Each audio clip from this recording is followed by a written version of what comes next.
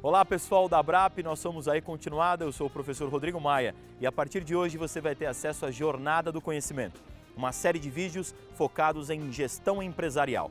E qual é o grande objetivo desses vídeos? Que você consiga desenvolver novas ideias na sua empresa. Então, por meio dos conceitos que serão abordados pelos professores da E-Continuada, nós queremos que você tenha novas ideias para obter melhores resultados no seu dia a dia como empresário. Jornada do Conhecimento vai ter professores especializados, então às vezes você vai ter um vídeo com um professor específico te dando uma dica pontual, às vezes dois professores conversando e dialogando sobre um assunto, às vezes dois professores com um convidado justamente para que você possa se identificar com aquela realidade, mas acima de tudo, desenvolver novas ideias, certo? Então, a partir de agora, Jornada do Conhecimento, uma ação promovida pela Abrap e a E-Continuada, e a gente tem certeza que você vai gostar bastante.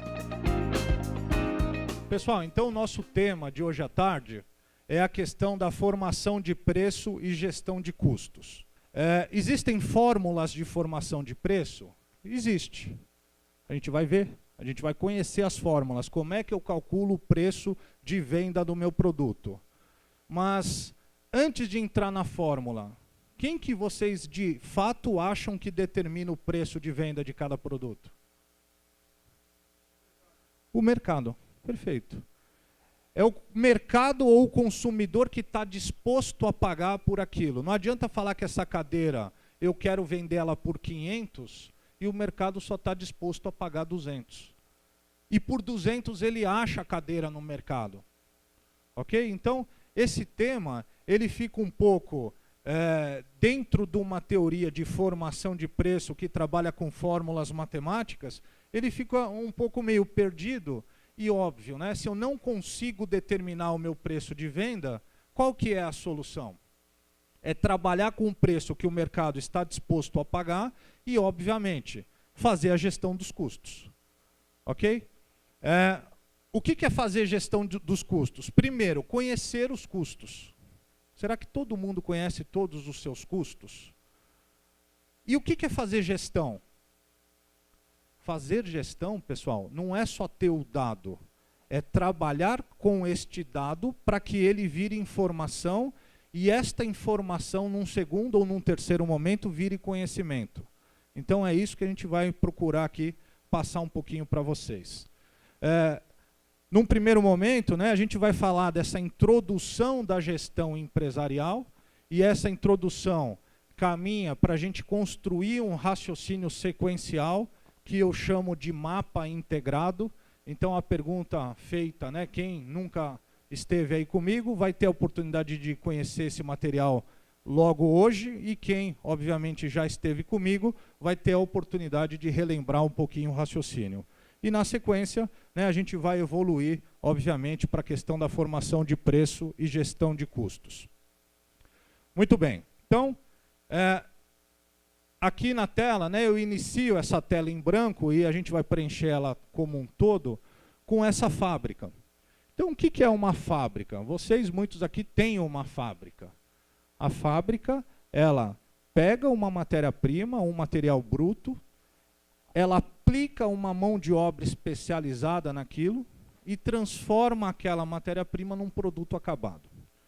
Fora a matéria-prima e a mão de obra, existem custos indiretos de fabricação, representado ali dentro da figura com a sigla CIF. E o que é o CIF? O aluguel, por exemplo, é um custo indireto. Qual é a definição de ser direto e ser indireto? Obrigatoriamente, o custo indireto, para ser absorvido pelo produto, ele sofre um rateio. Então, o que é um rateio? O que é ter um critério de rateio? Se a gente reunir todos aqui hoje à noite e comer uma pizza, e em 20 pessoas, ao chegar a conta, e a conta deu lá R$1.000, e a gente fala, vamos ratear por cabeça. Quanto deu a conta para cada um? R$50. Ok. Só que daí alguém levanta a mão e fala assim, eu não concordo. Este critério de rateio para mim não agrada. Mas por que você acha isso? Porque eu estou de dieta, eu comi um pedaço de pizza de mussarela e tomei um suco de laranja. eu acho caro pagar R$50. Ok, não tem problema nenhum, a gente pode mudar o critério. Então essa pessoa, de certa forma, um pedaço de mussarela e um suco de laranja custa menos de 50. E por que deu 50 para ela? Porque provavelmente alguém tomou 4, 5 chopps e comeu mais pedaços de pizza. Então tá, como é que vocês querem fazer? Ah, vamos fazer, cada um paga a sua bebida e a pizza a gente divide. Não. Vocês não entenderam, eu só comi um pedaço. Teve gente que comeu 5. Ah, então vamos ratear, descobrindo quanto cada um comeu. Legal, mas espera, a pizza de mussarela custa R$40 e teve pizza aí que custou R$70, R$80. Então um pedaço de uma pizza de R$80 divide por 8, sai R$10 só o pedaço. Ou seja, a gente está ali discutindo o critério de rateio. Só que daí chega o Natal, levanta a mão e fala assim, escuta, o fato da gente estar aqui hoje é para confraternizar. A gente não veio aqui cada um pedir o seu e pagar o que comeu. Sentou na mesa, participou da festa, é 50 pau. Não tem essa. O intuito aqui é a gente estar junto, o intuito aqui é a gente conversar. Logo, o critério vai ser por cabeça. Ponto. O que eu quero mostrar com essa história para vocês? Qualquer critério de rateio tem um certo grau de subjetivismo. Qualquer um. Ora, se eu tenho subjetivismo ao escolher um critério, e eu trazendo isso para o mundo corporativo, eu poderia dizer o seguinte, ora, então, dependendo do critério que eu uso, eu vou ter o custo A, B ou C no meu produto? É isso. É isso. Mas então, como é que eu tomo decisão ali enquanto empresário se existe essa questão subjetiva em relação ao critério de rateio? Isola o fator rateio. Ué, mas dá? Claro que dá. Claro que dá. Na contabilidade de custos, na teoria de custos, existem sistemas e métodos de custeios diferentes, cada um para uma finalidade. Existe um método de custeio que é para atender a contabilidade que a gente chama contabilidade financeira. Esse é um método que a gente dá o nome de absorção. O produto absorve todos os custos. Legal. Então qual que é a finalidade? Contábil. Mas todo mundo deveria fazer? Talvez não. Essa finalidade é para quem tem, de fato, a contabilidade muito bem conduzida e muitas vezes são as empresas que estão no lucro real. Ok? Ah, mas então não precisa fazer o método absorção? Talvez não. Se você pegar qualquer sistema, qualquer RP, você vai ter que determinar o critério de rateio, porque o RP tem um raciocínio meio contábil. Não, mas eu quero a informação para um lado mais gerencial. Ah, legal, então a gente vai trabalhar com outro método, que pode ser o variável, que pode ser o método ABC. Então, veja, a gente está batendo um papo aqui e mostrando que eu preciso primeiro saber o que eu quero, para depois entender que ferramenta que eu uso para atender aquele objetivo. Voltando aqui no slide, eu tenho então essa fábrica, né, que é abastecida por um fornecedor. Muitos aqui no evento hoje são fornecedores, né, então vocês, de certa forma, garantem a produtividade dessa fábrica ao ponto de não deixar faltar material. E muitas vezes o fornecedor ele é contactado aí pelo um departamento de compras responsável por fazer essa relação aí da empresa com o seu fornecedor. Quando pronto essa mercadoria, ela vai integrar ali o estoque de produto acabado. Fisicamente, essa mercadoria vai para uma área de logística. E essa área de logística, ela tem a função de armazenar, estocar e muitas vezes distribuir esse produto.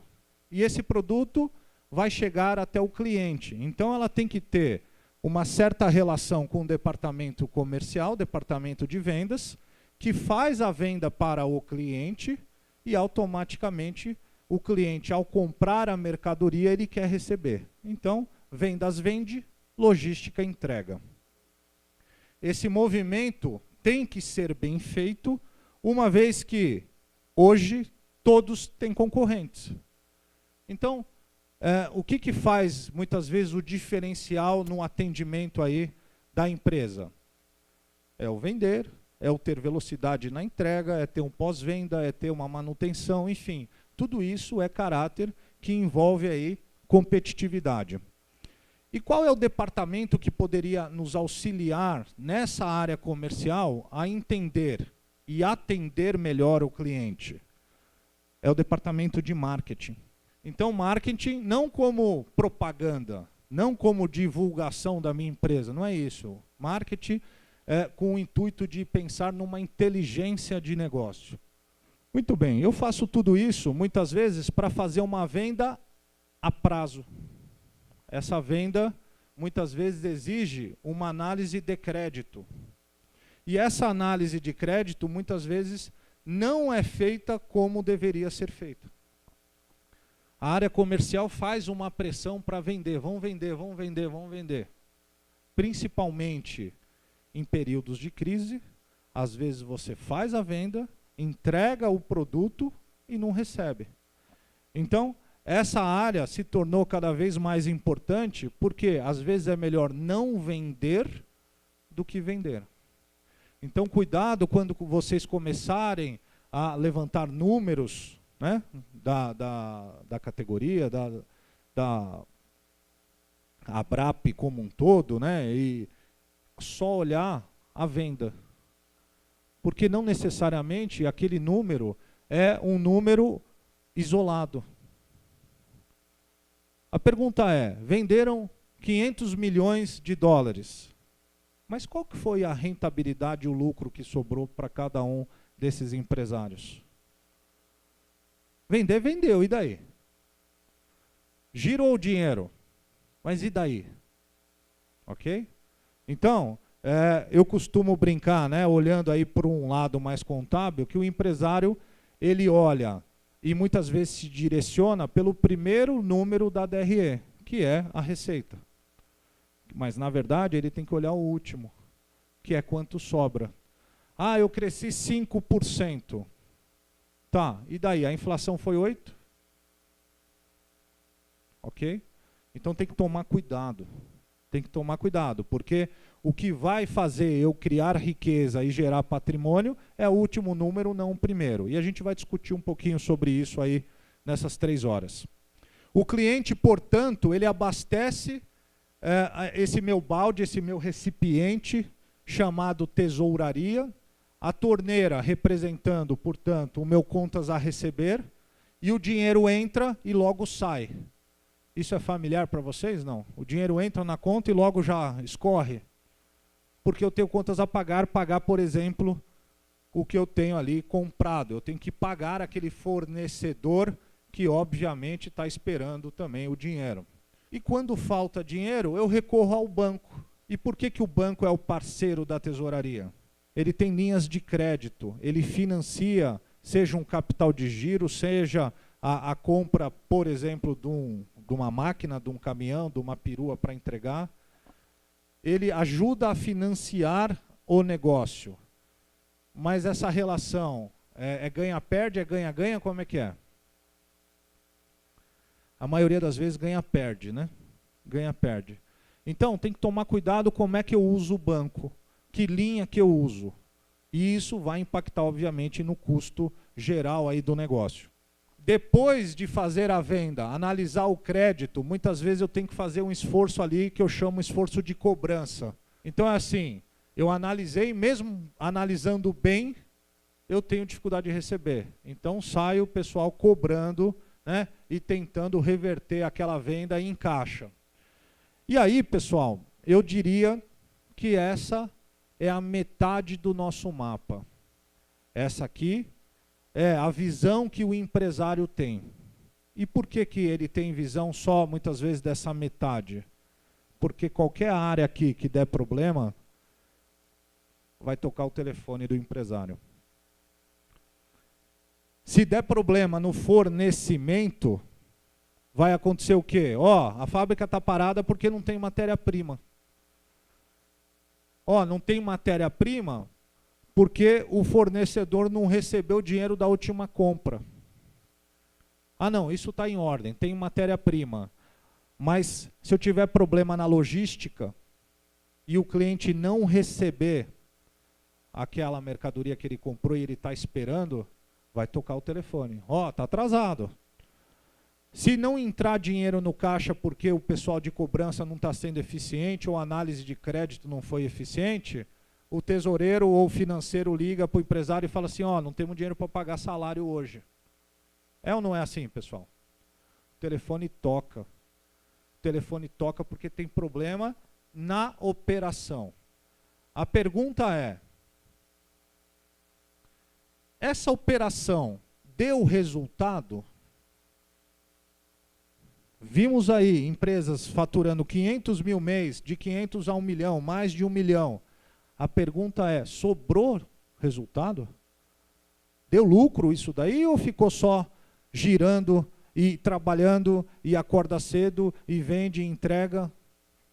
E aí a gente começa a se questionar se aparece o resultado no final do mês. E o resultado, existe mecanismos, existe uma ciência para calcular o resultado de forma adequada. Como é que eu começo a calcular o resultado? Primeiro com a receita. Então tem lá as vendas, aí muitas vezes as vendas, existem as deduções, que seria aí uma parte fiscal, que seria nada mais, nada menos do que a receita do governo, para chegar aí na minha receita líquida. Essa área fiscal costuma ser o contador terceirizado que ajuda o empresário a calcular e recolher lá os tributos. Aí eu tenho o CMV, que é o custo da mercadoria que eu vendi. Mas que mercadoria? Aquela mercadoria que estava no estoque. Mas a minha mercadoria não fica no estoque. Na hora que ela é produzida, ela já é entregue. Mas por algum momento, ela transitou no estoque. Ela virou de matéria-prima, somou a mão de obra aplicada, foi para o estoque de produto acabado e foi despachado para o cliente. Ok? Ela transita. Mesmo que contabilmente ela deveria transitar. E aí, esse estoque está onde? Lá no meu ativo. Então, entra a figura da balança patrimonial, entra a figura da questão aí dos meus bens e dos meus direitos e das minhas obrigações. Então, existe a figura do ativo circulante e do não circulante. O que são ativos circulantes? São ativos que, de certa forma, circulam na operação. Eu pego o dinheiro no meu caixa, compro matéria-prima, essa matéria-prima, aplicada uma mão de obra, vira um produto acabado, que, quando vendido, muitas vezes, vira uma duplicata a receber. E essa duplicata, quando recebida, entra no banco e aí eu tenho acesso ao dinheiro para ir lá e comprar mais matéria-prima. E isso que gira e que circula é o que a gente chama do ativo circulante. Mas eu tenho outros ativos? Claro que eu tenho. Eu tenho a máquina, eu tenho as instalações. Esse bloco é o bloco do não circulante. Ele existe, um dia era dinheiro e se transformou numa máquina, mas ele não se tornará dinheiro de novo rapidamente, por exemplo, em 12 meses. Eu comprei a máquina e vou usar a máquina por 5 anos. Ela saiu com o dinheiro do meu caixa para se tornar máquina, mas ele não volta dinheiro para o caixa. Isso é um ativo não circulante. Resultado bruto, portanto, é o preço de venda menos as deduções, os impostos, menos o custo em si. E aí eu chego para tirar as despesas operacionais. Ora, se custo é tudo que eu gasto até que o produto esteja pronto e disponível para venda, o que é despesa? São os demais gastos.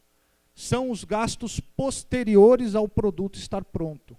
É o esforço de venda. É o esforço de entrega. Eu gasto dinheiro com isso. Mas eu gasto um dinheiro depois que o produto está pronto. Isso é despesa. E aí a gente chama de despesas operacionais. Essa seta girando que eu coloco é para chamar um pouquinho de atenção na situação de eu posso até gerar resultado bruto, mas se o meu nível de despesa for alto, aquele negócio não vai dar dinheiro. Então, muitas vezes, eu tenho que administrar o meu nível de despesa operacional. Porque o empresário é muito assim. Não, eu compro o tecido por X reais o metro, aí eu vendo por tanto, e aí eu coloco lá um pouco de mão de obra, e ele fala, estou ganhando 50%. A gente vai entender que não é só isso. Chegando, portanto, no resultado operacional, e é esse resultado que eu chamei a atenção, que é o número que importa. Está dando dinheiro? E não quanto que eu vendi. Não se fala, vendi 500 mil esse mês, e daí? E se eu gastei 502? Eu tive prejuízo de 2. Muito bem, desse lado, suportando a balança, eu tenho também o mesmo conceito de circulante e não circulante, só que agora para o lado do passivo. Entendam passivo como obrigação. Só existe ativo porque alguém financiou. Esse financiamento do ativo pode ser de capital próprio e de capital de terceiro. E o que é o capital próprio? Num primeiro momento, o aporte inicial. E o que é capital de terceiro? É quando eu devo um terceiro, que pode ser a conta do dia a dia, eu devo o fornecedor, eu viro o mês devendo o funcionário, eu viro o mês devendo o imposto. Esse terceiro está me financiando, porque se eu não tivesse virado o mês devendo, eu não tinha dinheiro no meu caixa, logo eu não tinha ninguém me financiando. Então, muitas vezes eu tenho dinheiro do lado de lá, porque eu estou devendo quem está do lado de cá. Está claro isso? E a outra forma de financiar é com patrimônio líquido. Entendam patrimônio líquido como sendo a diferença entre os ativos e o passivo. E isso dá o equilíbrio na balança. Começa com um capital social e vai ter aí um incremento no patrimônio conforme eu tenho o resultado lá na demonstração de resultado. E tudo isso deveria ser feito pela contabilidade. Não é feito. A contabilidade hoje muitas vezes se resume em fazer a parte fiscal. Deveria ter uma área de custos, e aí a contabilidade olhando para trás e custos olhando para o presente, e deveríamos ter uma área de orçamento. Qual que é a função do orçamento? A função do orçamento é tentar prever o que vai acontecer. Como é que será que está a previsão da empresa de vocês para um ano meio que atípico, com Copa do Mundo, com eleição, um ano onde a gente está dizendo que está saindo de uma crise, mas eu não sei o papo que vocês tiveram aí no almoço, mas será que todo mundo sentiu sair da crise? Então, é um ano atípico. Tá que vai, mas você conversa com o empresário, e eu converso bastante com o empresário, eu não sinto esse foi, está sendo. Eu sinto ainda uma promessa de ser. Daí o pessoal fala, não, agora que acabou o carnaval, tal, não sei o quê, mas e aí? E aí? Então, como é que está essa previsão? Essa é uma pergunta importante. Ora, quando eu junto dados do passado, dados do presente e dados e previsões para futuro, automaticamente, se eu tiver ferramentas, e aí eu entro com uma área de TI, que vai consolidar isso e vai me permitir velocidade nessa informação, eu estou falando de uma área de controladoria. O que a área de controladoria deve fazer? Ela deve gerar os relatórios para os gestores. Mas quem são os gestores? Ora, o responsável pela produção, responsável pela logística, responsável pela compra, o tesoureiro, o pessoal comercial. Esse pessoal precisa de informação para tomar decisão. Sem isso, ele toma a decisão também. Mas vocês acham que, com perspectiva de uma boa decisão, uma decisão mais ou menos, muitas vezes, pela informação que está ali disponível? Ora, eu tenho condição de ter informações melhores para tomar decisões assertivas? Tenho. O que precisa? Precisa ter método, precisa ter gente competente. Se não, pessoal, fica só na operação. E os gestores, eles respondem para os donos ou para os acionistas. Os gestores, eles têm que entregar resultado. A maioria dos gestores não sabe nem o que é resultado, pessoal. O resultado para o gestor de produção é produzir. Resultado para o gestor da logística é entregar. Para o de compras é comprar, para o de vendas é vender. Na hora que você junta tudo isso, o empresário quer qual resultado? O último número desse relatório aqui. Isso é resultado para o empresário. Mas resultado segmentado dentro da empresa não garante o todo. Resultado daquele gestor que fala assim, tinha que produzir 5.000 itens, eu produzi. O resto não é problema meu. Como assim não é problema meu? Tem que ser também problema seu. Isso aqui é uma engrenagem. Qualquer lugar da engrenagem que der problema vai contaminar o resultado final. Tá claro isso? Muito bem. Se é uma engrenagem e vai contaminar, eu preciso estar fazendo o que a gente costuma dizer de gestão. O meu problema hoje é venda, então vamos atuar na frente de vendas. Na hora que você começa a vender, o problema passa a ser outro. Começa a ser muitas vezes produção. Aí quando você precisa produzir, começa a ser fornecimento. Aí depois vira o problema da logística e depois vira o problema de receber o dinheiro. O problema vai mudando de lugar. E quando dá pau em tudo? E quando tem problema todo dia em tudo? É porque a gestão não está muito bem feita. Ok?